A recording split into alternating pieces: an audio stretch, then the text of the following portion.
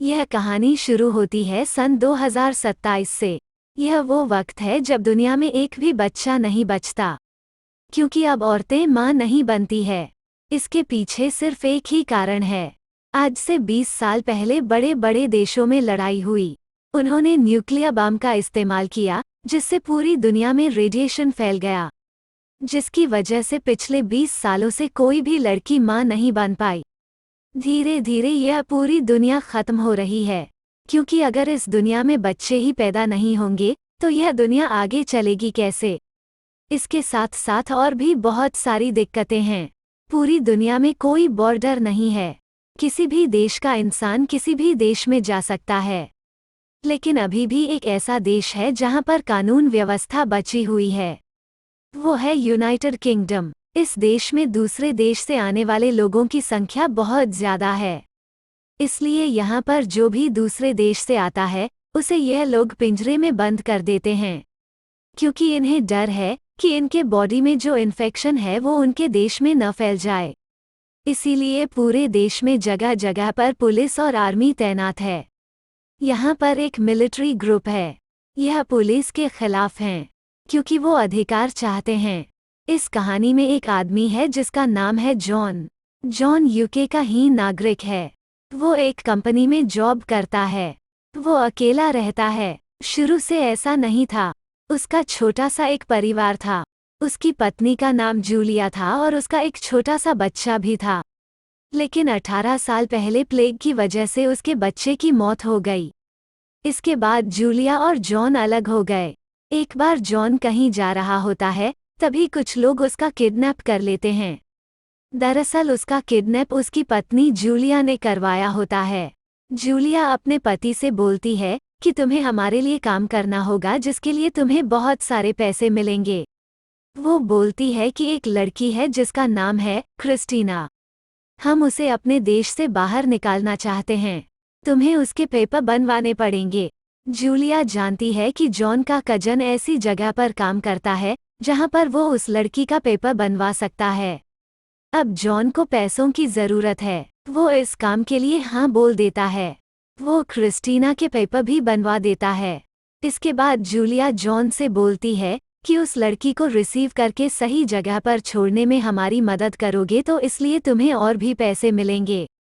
John को पैसों की ज़रूरत होती है, इसलिए वो हाँ बोल देता है। इसके बाद जूलिया, जॉन, क्रिस्टीना, ड्यूक और एक और लेडी क्रिस्टीना को छोड़ने के लिए गाड़ी से जा रहे होते हैं। तभी रास्ते में कुछ मिलिट्री वाले उन पर हमला कर देते हैं। इस हमले में जूलिया को गोली लग जाती है और उसकी मृत्यु हो जाती है। हालांकि जो ड्यूक होता है उन सबको भगाने में कामयाब हो जाता है। जब वे लोग आगे जा रहे होते हैं तो पुलिस वाले देख लेते हैं कि गाड़ी में एक औरत है जिसके गले से खून निकल रहा है। वो उन्हें रोकते हैं। ड्यूक मिलिट्री ग्रुप का एक खास मेंबर होता है। यह लोग कुछ दूर जाने के बाद जूलिया के बॉडी को दफना देते हैं। वहां से कई घंटों के सफ़र के बाद वे लोग एक जगह पर पहुंचते हैं, जहां पर उनके ग्रुप के बहुत सारे लोग होते हैं। अभी तक जॉन को कुछ नहीं पता कि क्या हो रहा है। जॉन वापस लंदन जाना चाहता है, लेकिन वे लोग उसे रोक लेते हैं। न्यूज़ में यह दिखाया जाता है कि जूलिया मिलिट्रियन ग्रुप की मेंबर थी और वो मर चुकी है, और उसके लोग पुलिस वालों को मारकर भाग चुके हैं। अब जॉन इन लोगों के साथ फंस चुका है। थोड़ी देर बाद क्रिस्टीना जॉन को बुलाती है।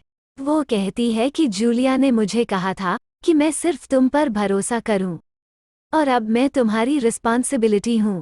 जॉन कहता है कि मैं ऐसा नहीं कर सकता। क्रिस्टीना बताती है कि मैं प्रेग्नेंट हूं, मैं मां बनने वाली हूं।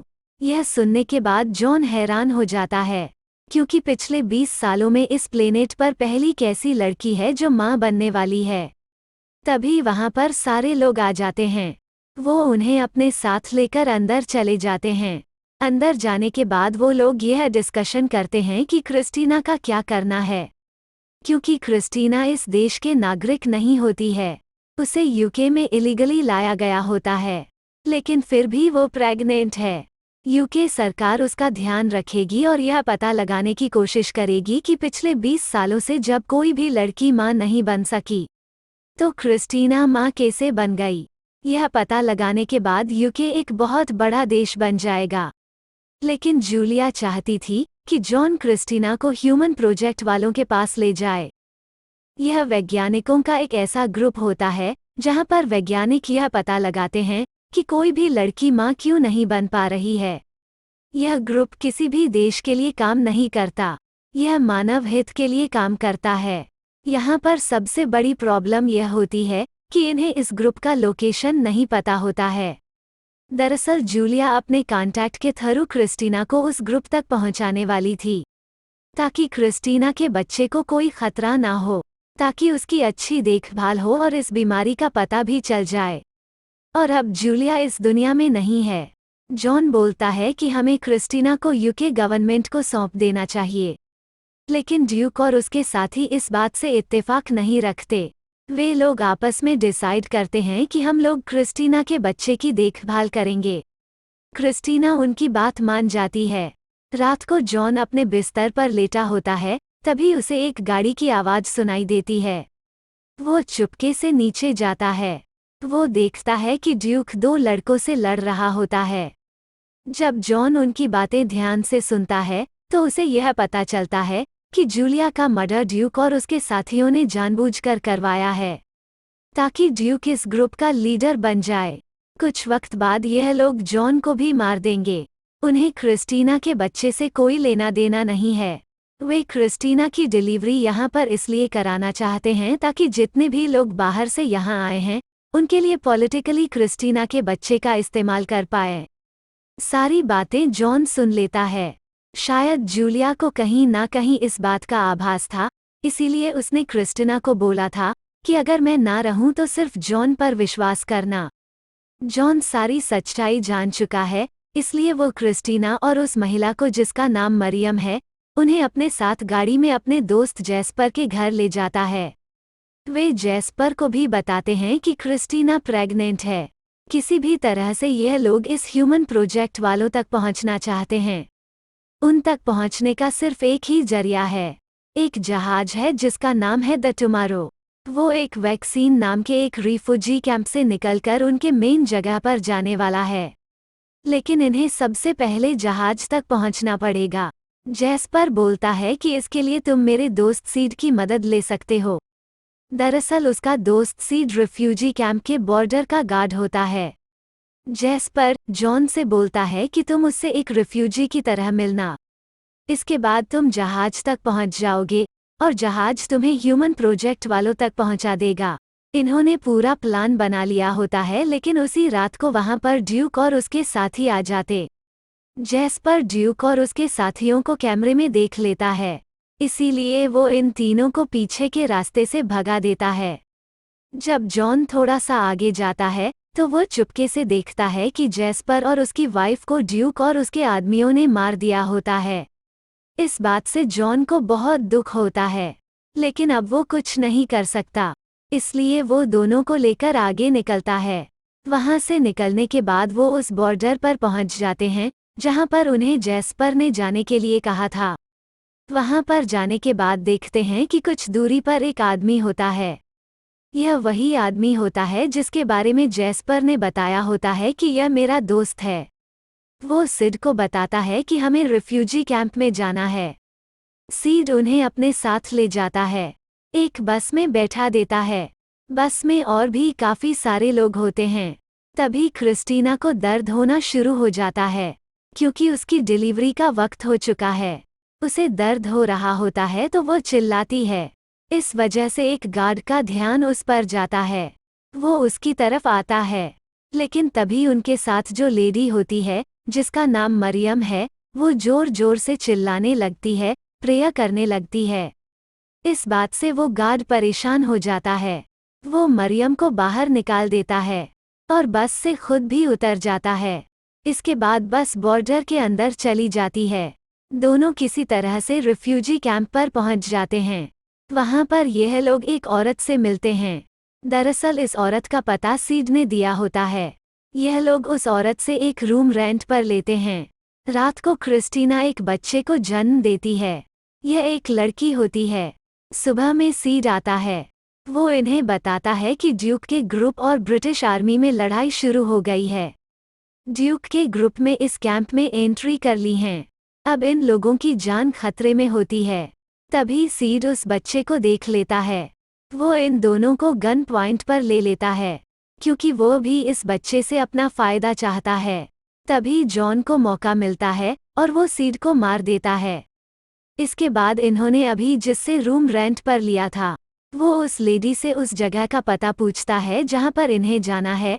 दरअसल वो उन्हें एक तस्वीर दिखाता है और पूछता है कि हमें इस जहाज के पास जाना है। वो लेडी उन्हें एक घर पर ले जाती है। उस घर में बच्चे को देखकर सब बहुत खुश हो जाते हैं। वे उनके लिए एक बोट का इंतजाम करते हैं, क्योंकि बोट से यह लोग वहां तक जा सकते हैं। जब यह लोग बोट की तरफ जा रहे होते हैं तो ड्यूक इन्हें देख लेता है। वो क्रिस्टीना और उसके बच्चे को किडनैप कर लेता है। वो उन दोनों को लेकर वहां से निकल जाता है। जाने से पहले अपने साथियों को यह बोलकर जाता है कि हमारे जाने के बाद इन सब को मार देना। वे लोग उन्हें मारने वाले होते हैं, तभी दूसरी साइड से फायरिंग होना शुरू हो जाती है। इस फायरिंग की वजह से जॉन और मरियम बच जाते हैं।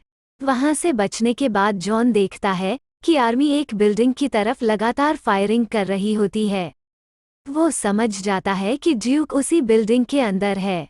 वो बड़ी मुश्किल से गोलियों से बचता हुआ उस बिल्डिंग के अंदर जाता है। वहां पर बहुत सारे अधिक रिफ्यूजी होते हैं जो वहां पर फंसे हुए होते हैं। बहुत सारे जख्मी भी होते हैं। तभी जॉन को बच्चे की रोने की आवाज आती है। वो उस तरफ जाता है जहां से बच्चे की रोने की आवाज आ रही है। वो वहां पर देखता है कि ड्यूक आर्मी पर गोलियां चला रहा है। जॉन बच्चे को उठाता है और क्रिस्टीना को उठाता है और बाहर निकलने लग जाता है। जैसे ही ड्यूक उस पर गोलियां चलाने लगता है, जॉन बोलता है कि अब इसका कोई फायदा नहीं है। तुम इस लड़ाई को कभी नहीं जीत सकते। तुम्हारे सारे आदमी लगभग मर चुके हैं। इसके बाद जॉन क्रिस्टीना और बच्चे को लेकर वहां से निकल जाता है। अब उस बिल्डिंग में जितने भी लोग होते हैं वो उस बच्चे को देखकर बहुत इमोशनल हो जाते हैं। कोई उसके पैरों पर हाथ लगाता है, कोई उसे आशीर्वाद देता है और कोई रो रहा होता है, क्योंकि 20 सालों से किसी ने इस दुनिया में किसी बच्चे को नहीं देखा। धीरे धीरे जॉन, क्रिस्टीना और बच्चा बिल्डिंग से बाहर आ जाते हैं। बाहर जब आर्मी उस बच्चे को देखती है तो वह भी शांत हो जाते हैं। वो फायरिंग करना बंद कर देते हैं। जब आर्मी फायरिंग करना बंद कर देती है तो दूसरी तरफ जो ड्यूक का ग्रुप होता है वो भी फायरिंग करना बंद कर देता है। इस बच्चे की वजह से कुछ पल के लिए एक शांति, एक उम्मीद आ जाती है। जब तीनों वहां से निकल जाते हैं तो फायरिंग दोबारा होना शुरू हो जाती है। इसके बाद वो लेडी जिनके घर पर यह लोग एक रात के लिए किराए पर रहते हैं, जिस लेडी ने इन्हें उस परिवार से मिलाया था, जिस परिवार ने इनके लिए बोट का इंतजाम किया था, वो लेडी उन्हें बोट तक ले जाती है। अब वे लोग बोट में बैठकर जहाज की तरफ निकलते हैं। जब यह जहाज की तरफ जा रहे होते हैं तभी आसमान में देखते हैं कि बहुत सारे आर्मी के फाइटर प्लेन आते हैं। वो उस जगह को, उस कैंप को पूरी तरह से ध्वस्त कर देते हैं। जब यह लोग बोट की तरफ जा रहे होते हैं तो वो देखते हैं कि बोट में खून होता है। वो बोलती है कि वो माय गॉड, मेरा खून बह रहा है। तभी जॉन बोलता है कि नहीं, यह मेरा खून निकल रहा है, मुझे गोली लगी है। दरअसल जॉन को गोली लग चुकी होती है। यह बात को क्रिस्टीना को नहीं बताता है। क्रिस्टीना बोलती है कि वो अपनी बेटी का नाम डायलीन रखेगी। यह जॉन के और जूलिया के बेटे का नाम होता है, इसलिए क्रिस्टीना अपनी बेटी का नाम ही रखती है। अब यह लोग थोड़ी दूरी पर जाते हैं तो उन्हें वही जहाज दिखता है जहां ये लोग पहुंचना चाहते हैं। अब यह लोग पूरी तरह से बच गए हैं। क्रिस्टीना जॉन को उठाने की कोशिश करती है, लेकिन जॉन अब इस दुनिया को छोड़कर हमेशा के लिए जा चुका है।